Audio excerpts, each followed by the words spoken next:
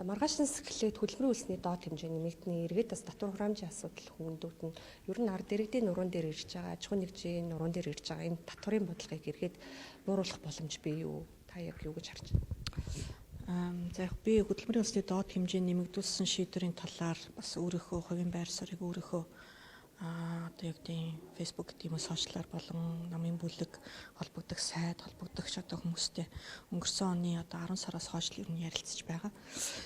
Өнгөрсөн оны 10 сард буюу одоо төсөв өргөн барьсан хойно гинтийн шийдвэрийг бас энэ үндэсний хороо гурван талт одоо үндэсний хороо буюу ажил олгогч эзний холбоо одоо ажил олгогчдыг төлөөлж одоо ажил олгогч эзний холбоо үйлдвэрчний эвлэл за гэр бүл хөдөлмөр нийгмийн хамгааллын яам орсон одоо бусад одоо төрийн шийдвэр гаргах түвшний одоо төлөөлөлд орсон ийм одоо үндэсний зөвлөл гэж байгаа. Тэгээ энэ үндэсний зөвлөлийн гаргасан шийдвэр нь өөрөө хөдөлмөрийн үлсний доод хэмжээ тогтоох хуулийг зөрчсөн биш үү гэдэг асуудлыг би тухайд дэвшүүлсэн. Яг тэгэхээр 2010 онд хөдөлмөрийн үлсний доод хэмжээ тогтоох хуулид одоо өөрчлөлт оруулсан үндсэн концепц нь юу байсан юм бэ гэхээр ер нь хөдөлмөрийн үлсний доод хэмжээ зөвхөн цалин үлсний асуудал биш ээ нэгдүгээрт. Хоёрдугаар хөдөлмөрийн үлсний доод хэмжээ хөдөлгснөөр за яг хуу цалин тухайн одоо цалин авч байгаа хүмүүс гадна ажил олгогчд нь бас одоо нөлөөлөл үзүүлдэг учраас байнгын өөрчлөлт хийгээд байгаа нь тухайн одоо шинээр бизнес эхэлж байгаа гэдэг ч юм уу аж ахуй эрхлэгчдэд маш их одоо сөрөг үр дагавартай юм аа. Ийм учраас нэгдүгээрт одоо шийдвэрээ 2 жил тутамдаа нэг гаргадаг байх. Хоёр дахь нь болохоор тухайн төсвийн одоо жилдээ уялдуулах буюу 1 сарын 1-ээс хэрэгжүүлдэг байх. Ийм одоо хууль бол байгаа юм. Харамсалтай нь манай Монгол улсад яг л ялцчих нөгөө хуулиа нэгдүгээрт уншихгүй эсвэл одоо ингээл орхигдуулаад байгаа нь бол эргээд яг энэ хуулиудын чанар болон бусад энэ нөлөөллүүдийг сөрөг нөлөөллүүдийг бий болгоод байна гэж. Тэгэхээр хөдөлмөрийн үлсний доод хэмжээг нэмэгдүүлсэн шийдвэр нь төрийн албаа хаагчд бол ямар нэгэн нөлөө үзүүлэхгүй. Яа тэгэхээр төрийн албаа хаагчдын цалин бол харьцангуй гайгүй сайн сүүлийн жилүүдэд ковидоос хойш маш сайн нэмэгдсэн. Одоо хөдөлмөрийн үлсний доод хэмжээ буюу 660 мянган төгрөгийн цалин ус авч байгаа төрийн албаа хаагч бол байхгүй. Яг энэ хөдөлмөрийн үлсний доод хэмжээгээр хэн одоо цалинжиж гэнэ вэ гэхээр ойролцоо нэг 70-80 мянга орчим хүн тэгээ дандаа хувийн хвшилт. Тэгээ хэн байна вэ гэхээр дандаа л одоо дөнгөж шинээр үйл ажиллагаа эхэлж байгаа одоо бизнес эрхлэгчд гэдэг юм уу те. Дөнгөж одоо тэгээ 1-9 ажилтнтай бага одоо ажилтнтай юм дөнгөж одоо гараагаа эхэлж байгаа энэ хүмүүс дээр жил болгон дарааллаад одоо бол 3 дахь жилдээ дараалан хөдөлмөрийн үлсний доод хэмжээг нэмэх гэж байгаа байхгүй юу?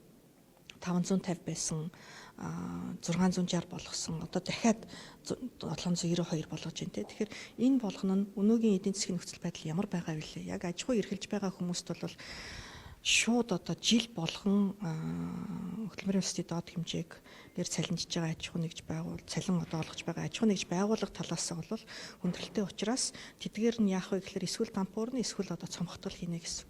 Тэгэхээр яг одоо ийм цөөн хүнтэй ажиллаж байгаа аж ахуй нэгж байгууллагууд ядаж хөл дээрээ босох энэ хугацаа яг 1 жилийн хугацаанд ядаж доктортой байгаад 2 жилд нэг тогтооно гэдэг энэ хуулийн заалт бол их чухал. Зөвхөн цалин хөлсөөс гадна яг энэ хөдөлмөрийн үлсний доод хэмжээтэй уялдсан маш олон бусад одоо төрийн бодлогод байдаг буюу хамгийн наазах нь эрүүл мэндийн даатгалын шимтгэл. Эрүүл мэндийн даатгалын шимтгэл одоо хөдөлмөрийн үлсний доод хэмжээ нэмэгдснээр сар бүр 3,000 төгрөгөөр нэмэгдэнэ. Нийгмийн даатгалын сайн дурын шимтгэл хөдөлмөрийн үлсний доод хэмжээтэй бас уялдсан байдаг учраас сайн дурын нийгмийн даатгалын шимтгэл төлж байгаа 180 мянга орчим хүн байгаа. Эдгээрийн сар бүр 13 орчим мянган төгрөг нэмэгдэнэ буюу одоогоор 89 мянган төгрөг байгаа бол 106 мянган төгрөг сар бүрийн одоо энэ шимтгэлийн хувь хэмжээ нэмэгдэнэ. За сайн дурын нийгмийн даатгалын шимтгэл төлж байгаа иргэдийн төлөх дээд хэмжээ за мөн түнчлэн албан журмын нийгмийн даатгалын шимтгэл төлж байгаа ажилтан талаасаа яг энэ хөдөлмөрийн үлсний доод хэмжээтэй уялдсан бас нөгөө дээд хэмжээнүүд заагаад өгсөн байдаг. Тэгэхээр за дээд хэмжээгээ өөрөө сайн дураараа сонгоод төлж байгаа хүмүүс нэг тусдаа албан журмаар нийгмийн даатгалын шимтгэл төлж байгаа өндөр цалинтай иргэдэд буюу одоо 10-аар үржүүлсэн тэгэхээр 6,600-аар таслагдаа 6,600-аас дээш нийгмийн даатгалын шимтгэл бодогддоггүй ажилтан талаасаа тий. Тэгэхээр 7.9 сая төгрөг болоод ирэхлээр 7.9 сая төгрөгөөс дээш цалин авдаг иргэдийн хувьд тийм ээ 6.6-аар тооцогддог байсан бол 7.9 хүртлээр 1.3 сая төгрөгн дээр нийгмийн даатгалын шимтгэл дахиад бодогдох нь шүү дээ. Тэгэхээр 140-150 орчим мянган төгрөг сар бүр одоо бас дахиад татагдана гэсэн үг. Тэгэхээр эдгээр одоо ийм өндөр цалинтай хэдэн хүн байгааг би цээжээрээ мэдэхгүй байна тийм. Тэгэхээр энэ талдаа нэмэгдэнэ. За гадаад ажиллах хүч өнөөдөр бас манай улсын хөдөлмөрийн зах зээлийн эрэлт хэрэгцээ ямар байгаа вэ? Гадаадаас ажиллах хүч авч байгаа маш олон аж ахуй нэгж байгууллага байгаа. Гадаадаас ажиллах хүч авч ажилуулж байгаа аж ахуй нэгж байгууллагууд хөдөлмөр эрхлэлтийг дэмжих санд одоо тодорхой төлбөр төлдөг. Яагаад гэвэл энэ бас дотоодын хөдөлмөр эрхлэлтийг бас дэмжих нэг хөшүүрэг болж өгнө гэдэг агуулгаар хөдөлмөрийн өсөлтийн доод хэмжээг 2 дахин үржүүлснээр ууг нь бол хууль нь байгаа. Гэхдээ одоо бол эдийн засгийг сэргээх бодлогын хүрээнд 50% хөнгөлж байгаа. Угтаа бол одоо гадаад ажиллах хүч ажиллуулж байгаа аж ахуй нэгж байгууллага сар бүр 660 мянган төгрөг төлж байгаа бол 792 мянган төгрөг болж нэмэгдэнэ гэсэн үг. Тэгэхээр эдгээр аж ахуй нэгж байгууллагууд дээр ч гэсэн үдийн хэмжээгээр одоо санхүүгийн ачаал нэмэлтээр орж ирнэ гэсэн үг. За хуулиараа хөдөлмөрийн тухай хуулиар 25-д 1 буюу 25-аас дээш ажилтнтай бол нэг хөгжлийн бэрхшээлт иргэн ажиллуулах үүргийг ууг нь бол аж ахуй нэгж байгууллагууд хүлээдэг. Харамсалтай нь дахиад энэ хууль маань их хайхтар хэрэгжихгүй байгаа. За хэрэгцээ хуулиа хэрэгжүүлээд явах юм бол хөгжлийн бэрхшээлт иргэн нэгдүгээрт ажиллуулах ёстой. Ажиллуулаагүй бол хөдөлмөр эрхлэлтийг дэмжих санд бас татвар одоо татаас төлдөг.